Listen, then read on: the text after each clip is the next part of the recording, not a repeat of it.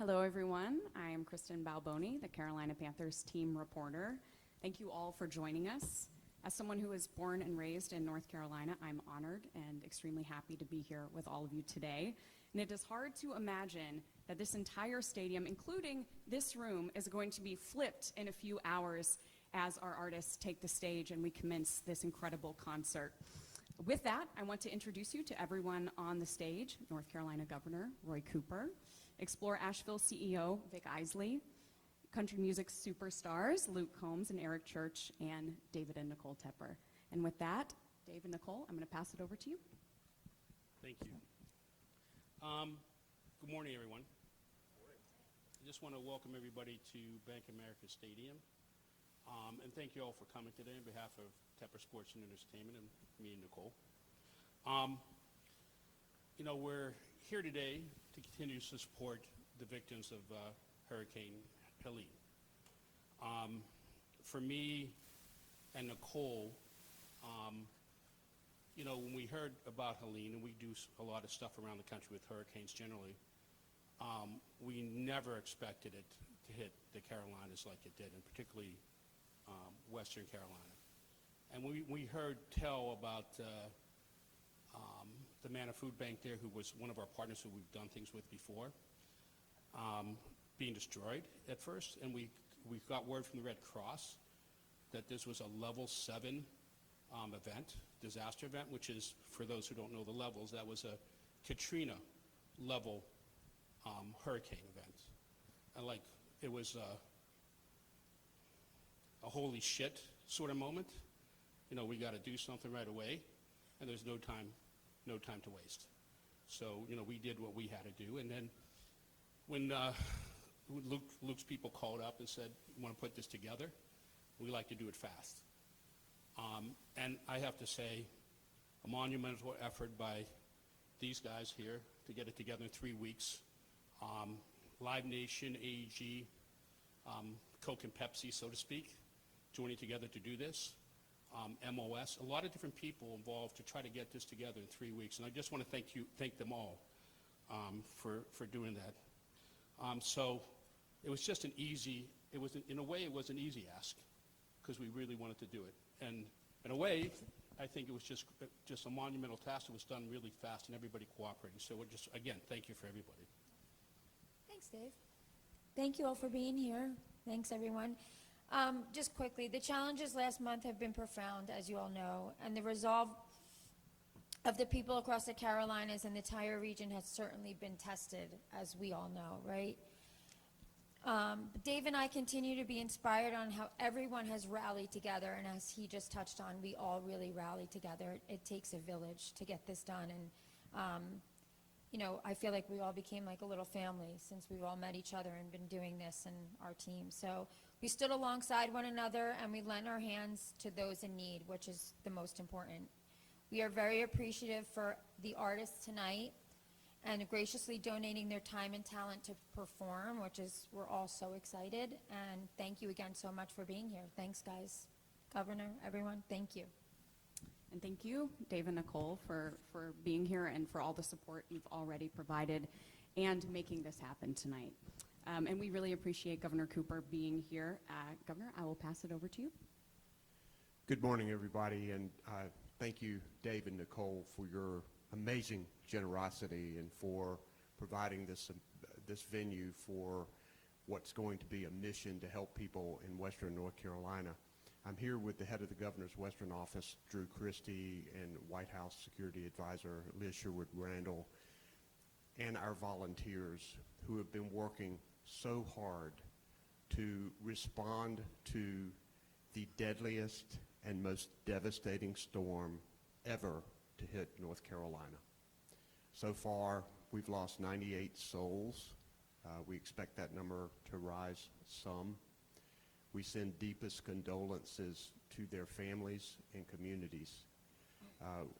Probably about a little more than 100,000 people have had damage to their homes. Thousands of businesses have been damaged that have not opened yet.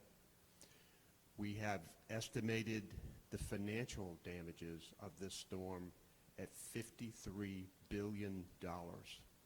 And putting that in perspective, that's more than 3 times Hurricane Florence that hit North Carolina in 2018 that caused $17 billion in damage.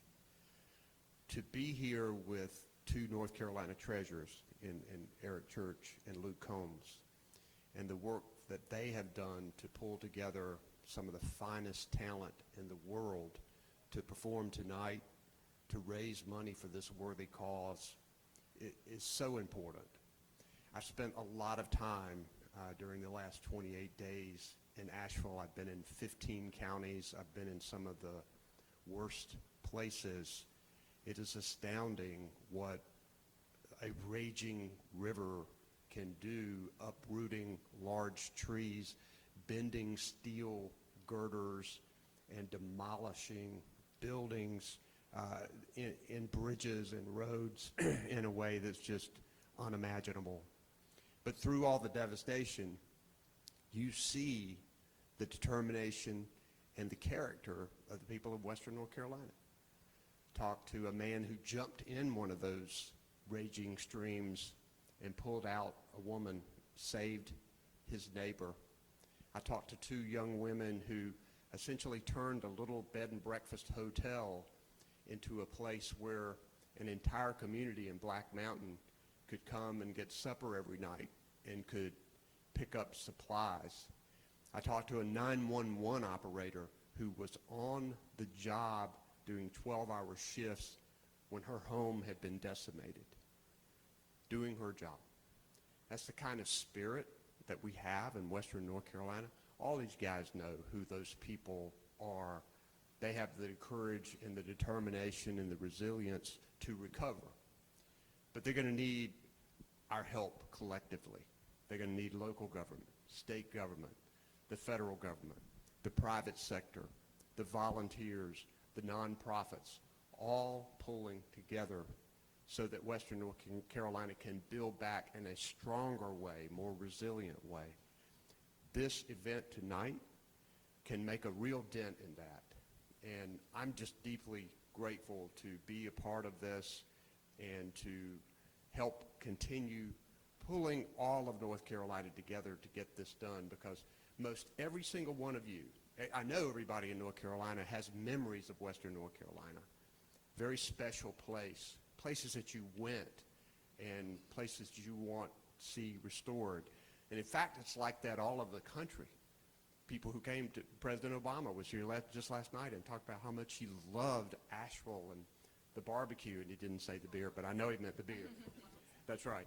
And so we know that Western North Carolina is internationally known, so we have a mission to make sure that it gets built back. So thanks everybody for being involved in this today. Vic, thank you because I know you're leading businesses. We passed legislation to continue to help with this, but we've got to do a lot more, and look forward to your continued input. But thanks so much. Thank you, Governor, thank you. And now we are going to hear from Vic Isley of Explore Asheville, and I echo what the governor said. Thank you so much for being here and really personifying that resilience of Western North Carolina. Thank you so much. I just would like to say that it was really nice to take a shower last night. Like the rest of our community, Explore Asheville and the Buncombe County Tourism Development Authority have been heartbroken by the devastating personal, natural, and economic loss from Hurricane Helene that our region has endured over the last month. And we are heartened by the grit, gumption, and resolve of our Appalachian people.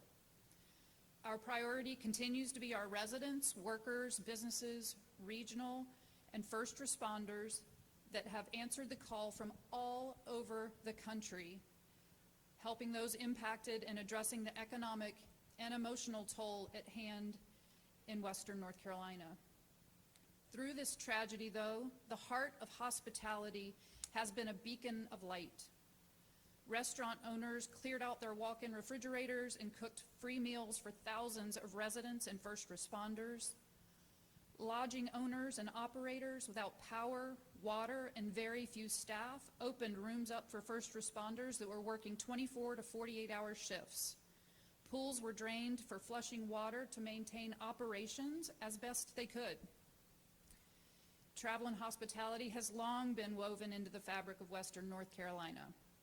In Buncombe County alone, visitors to our area spent nearly $3 billion with a wide variety of local businesses, from restaurants and breweries that we all love, music venues and art galleries, tour outfitters, and experiences last year. Many of you know that October is peak season for the mountain towns of Western North Carolina, with these much-needed resources sustaining small businesses and therefore our residents through the winter. Research has shown that 40% of small businesses never reopen their doors following disasters like this, and we aim to buck that trend. To do so, Explore Asheville, our nonprofit organization, created the Always Asheville Fund to provide emergency grants to small independent businesses to help them reopen and sustain jobs for residents. We ask folks across the country, as they are able, to contribute to support our deeply rooted creative community at alwaysashevillefund.com, because we all have a role to play. Together we will provide for our community, and together we're charting a pathway forward. Amid the heartache, there are rays of light like today.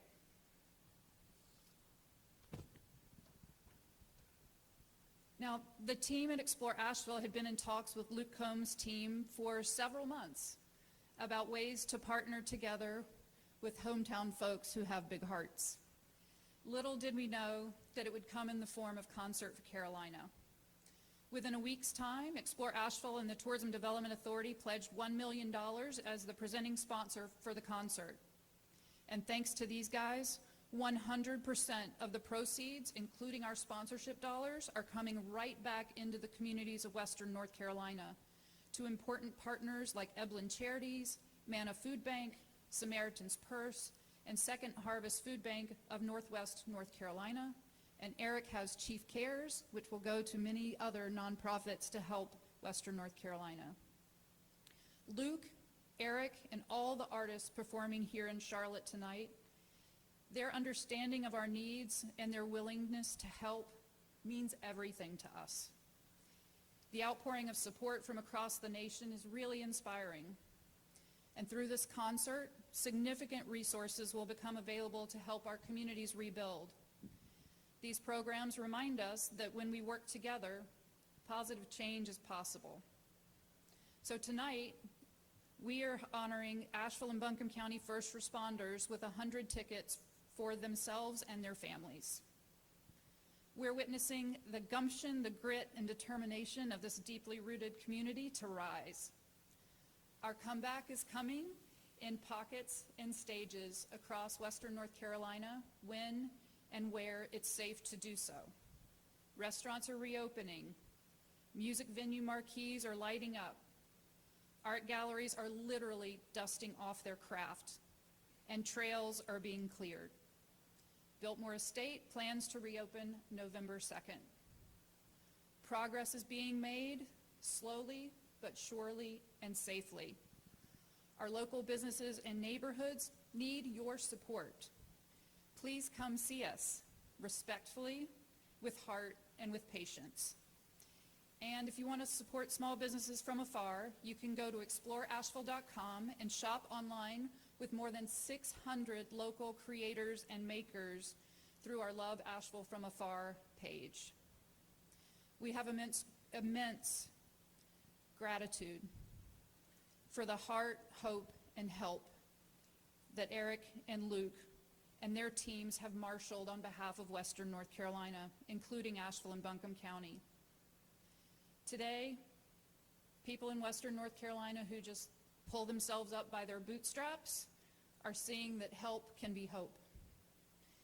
And we're here for it, because through it all, we are always Asheville.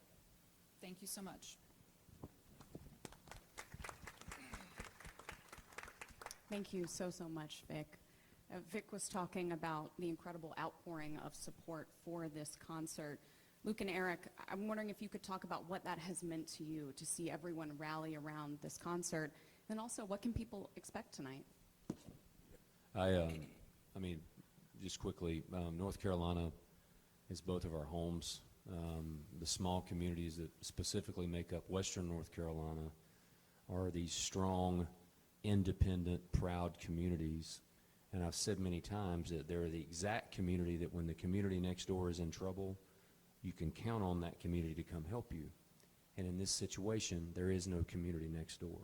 It's all been destroyed. So what you're seeing tonight is we are the community next door. The people that are in this stadium are the community next door. And Luke called right after this happened, a day or two after, and said, I want to do this. And I thought it was a great idea, and we started putting our heads together, because the most important thing, most powerful thing we have in this is the people that want to stay in their community, because that's how we build the community. We build it from the inside. So it's up to us to figure out a way to help them stay in the community where they are. So that's a lot of what tonight will be about with the Concert for Carolina. Yeah, definitely agree with everything Eric says. And I remember sitting at home and, obviously I live in Nashville now, and as does Eric, and just wanting to help, wanting to figure out how I can, be of service, how I can help the place that, raised me and the place that I came from. And this is the way that I know how. And I knew that Eric would want to be involved in that. Obviously, my roots run deep in this part of the country, as do his. And, he was my first call. There was no question that this was going to happen come hell or high water. And the Tepper stepped up so massively. Thank you guys so much for allowing us to do this. And I just want to reiterate how much work has gone into us making sure that every single dollar raised for this show, they have donated this venue. SES has donated millions of dollars in production for this concert tonight to make sure that money can go out to the people that need it most. Eric's team has been so great in working with my team, and we each have a person that does each other's jobs, right? There's 2 tour managers, there's 2 stage managers, there's 2 production managers, and everyone has come together and made this such a special night. And I just can't wait to step out on the stage tonight and do what I do best, and see him do what he does best, and a lot of other great artists do everything that they know how to do to raise a lot of money for a lot of great causes. So thank you guys for being here. Thank you all, and thank you for all you're doing for this incredible cause. So now we have time for a few questions from all of you, questions that are related to the event today, and also for everyone who is joining us digitally. Please submit your questions. We are going to have time for one question from the digital audience. First, though, we are going to start here, and we are going to start from our friends WLOS TV out of Asheville. Thank you so much for being here, Ed. We'll start with you. Luke and Eric. Oh, how about that? Luke, Eric, when you guys heard from your loved ones, people you still know in those areas that were going through Helene when it was happening, what kind of things were you hearing, and how does that make tonight and today different from any benefit you've ever done in your careers? First off, shout out WLOS. That was my news growing up. So shout out to y'all for keeping me up to date on school closings when I was hoping the snow happened. But I think that the thing that was really scary for me personally was that I didn't hear from anyone for a few days, right? As you all know, cell service was down, internet was down for quite some time, still being affected in some ways, and so that was really shocking, right? Because you're in the boat of, well, is everybody okay? You don't know. Thankfully, everybody I know in the area I've now heard from, but that was when I think it hit me as the images started coming out. You're seeing things and you're going, man, this is really bad. And then when you start not hearing from people, or not hearing from everyone that is when I was like, this is beyond what I even thought was possible in that area. I remember my parents telling me, growing up, was born here in Charlotte, lived here until I was 8, and then we moved to Asheville. And I remember asking my parents when I was a child, well, why did we make the choice to move to Asheville? And my parents told me that, well, nothing bad ever happens in Asheville. I remember my parents telling me that, and, there is no tornadoes, there is no hurricanes, there is no this, there is no that. It was this safe haven, and my dad always told me he loved the mountains so much because he felt so safe there. He felt like he was, in some ways wrapped in a warm hug by the landscape, and to see something that you didn't think was possible was just very shocking. Yeah, I would just follow that. I spend half my year, we live in Banner Oak, North Carolina, which is in Avery County, and these are my neighbors. These are my community members. And to see what happened where the Elk River came through there is just beyond anything that I could have ever imagined. So to echo what Luke said, the scariest part was the silence for a period of time when people were trying to get in touch with people, and we're still trying to find people. So I think that's the big devastating part. The biggest thing I think for Luke and I, most important part, is we continue to shine a light on this. This concert's a great way to do it, but these people are going to need help long after tonight and long after next month and long after 6 months. So it's about how can we continue to put this up front to make people be aware of what happened there and how we help the people there. Yeah. Question? Hello, Courtney Davis with Spectrum News. For both of you, this concert is amazing. Everybody donating their time and effort and everything. All of the artists that have come out that wanted to donate their time to, and I've seen you guys were kind of the trendsetters with it. There's been so many other relief concerts that have come out of this that couldn't get on your list. How great is that, though, that so many people were inspired by what you guys did and wanted to do their own part to keep helping Western North Carolina? It's great. I just have an inside story with the artists that are on this show. We both kind of went through our phones and tried to figure out who we could get to, and I had to get James Taylor. I have to hear Carolina in my mind in this stadium, okay? So I made it my mission, and I'm pretty sure after talking to James last night that I think I stalked him for a period of a week or two. And I had to go, I couldn't get his cell number, so I kept going through my phone to find who would know James Taylor. And I was talking on stage with him last night, and I hadn't told you this yet, but I walk up, and I had a friend of mine, Joe Walsh, who's in the Eagles, and I called him. And I was like, I need you to get a hold of James Taylor. And Joe didn't hit me back, so I hit him again, and then I hit him again.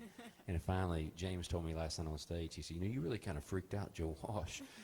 He said he finally called and said, you got to talk to this guy, and you need to play this show so he'll leave me alone. So at least for tonight, it was about both of us kind of calling who we could call and who would help. But I don't know why I told you that. That was just an inside story there. Yeah, it's, I'll follow up that story with a great story of my own is we talked on the phone a lot, more than we ever have, and I remember him, he said, we're so close to getting James Taylor. We're going to get him. We're going to get in touch with him. And this went on for the better part of a week, and I had no doubt in my mind that he would get it done. And we did, and someone had reached out to me and said, hey, James would like to get in touch with you. And they said, just text him before you call him. And I said, well, I'm not calling him. I mean, what am I going to say to James Taylor? What am I going to add to his life in any way? So I sent him this really long text, thanking him for being here and how excited I was to hear him play and what a fan I was and what his music meant to me. And he texted me back and said, hey, yeah, man, I'm really excited to be at the show. And he said, your bass player and your keys player are going to play in my band. So that's how I heard that my bass player, my keys player, probably not my bass player, my keys player anymore. So I ran into those guys last night, and I had texted them, and I said, "You guys are playing with James Taylor, man. Like, what? You guys couldn't tell me?" And they were like, "How did you find out?" I was like, "From James Taylor. That's how I found out." And so then I was like, "Man, when Eric told me he called Joe Walsh, and Joe Walsh didn't know how to get in touch with James Taylor. He wouldn't share the number with me. I wouldn't share it with you. him. But James actually reached out via email to my bass player and my keys player, and I was like, dude, you guys are more important to James Taylor than the Eagles are, dude. That's pretty sharp. So But no, I'm just glad to, to be able to help. I'm glad we were able to get this done.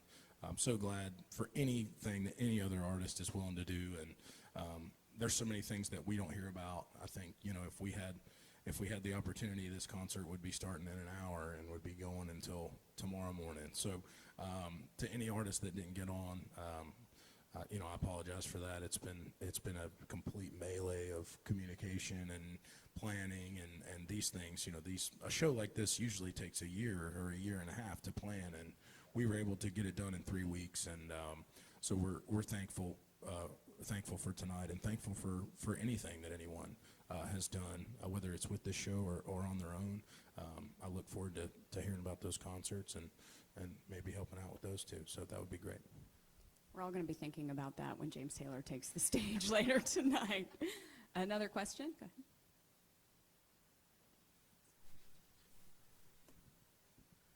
Hello, Kara Peters, WXII in Winston-Salem. A question for you both. The governor mentioned earlier the spirit of Western North Carolina, and we can only imagine that there will be a lot of different emotions tonight. What do you hope those that may return to Western North Carolina, that may have loved ones, friends, what do you hope they walk away from tonight? I mean, I think for me, there's two things. One is that the help that they need in the area, we're trying to raise money to help with the recovery. And two, for all the people that have been working up there, it's a little bit of a taking a breath and having a night where for one night we can all look at the power of music and the power of coming together and how special that is, and the things that are being done tonight, I hope would show that how much the state supports them and how much we're going to stand by them. But I think there is an element there where just to take a pause from how the destruction and the devastation, and to have a moment of trying to have a revival of what we're trying to do musically and throughout raising money with Concert for Carolina. Yeah, I would agree with Eric. I would say that I hope people know that we're doing everything in our power to do what we know how to do best to raise as much money as we possibly can. I think one of my favorite things being done is, through our partners at Veeps who are putting on the live stream, they were able to geofence the entire area that's been affected by the hurricane, and those people get to watch the stream for free. So I just want those people to be able to know that they have a night where they can, if they have access, turn it on. I know Thomas Wolfe Auditorium in Asheville is allowing people to come in and watch the show for free. And we have 3,200 people coming. Nice. Free oh, man, for that's that awesome. concert. Yeah, I love hearing that, and just being able to give those people an hour, 2, 3 hours of joy and hope and happiness, amidst so much chaos and tragedy and loss is something that I'm really, really proud of. That's amazing. We have time for one last question. Go ahead. Hi, Audrey with Fox News Digital. I'm wondering if you guys have any personal stories about growing up in Western North Carolina that come to mind when you see the destruction that's happened after Helene. I think for me, initially, when a lot of the images started coming out, and we've been involved with some teams there who had boots on the ground, and I remember there was some video of an area that I knew intimately in Western North Carolina, and when they sent the video, I didn't know what I was looking at, and it was stunning to me to see this area that I grew up in, that I knew, that I no longer recognized. And there's a lot of stories like that, and a lot of videos, and a lot of devastation, and a lot of stories from families and bad things that have happened. But there's also a lot of good stories. There's also a lot of stories about people helping each other that are amazing stories. And as I said when I started, the strength of the people there and the character of the people there is unlike anywhere in the world. That's the place that made me. That's the place that made the music that made me. And, it's both of our absolute goal, and we're hell-bent and determined to make sure that we get it back to what we remember and to what it can be going forward. Yeah, personal stories, there's so many, especially I remember when the news coverage was just starting, and there was kind of this image that was, or video that was being circulated from all over of this specific area in Asheville, South Tunnel Road, just below the Asheville Mall where it meets Swarno River Road. There's a Walgreens on one side of Tunnel Road, and there's a U-Haul dealership on the other side. And I actually worked one summer at that particular U-Haul dealership. I got fired from that job, and I came home and told my parents. From a U-Haul I job? did get fired from a U-Haul job. And I came home, I was probably 20 years old, and I told my parents I got laid off. And they knew that was a lie immediately. But it was so sobering to see so many places that I walked with my own 2 feet, especially in Asheville. You know, the Manna Food Bank being one. Me and my mom volunteered there. She would take me there on the weekends, and we would, you know, sort boxes in their warehouse. So I spent a lot of time there.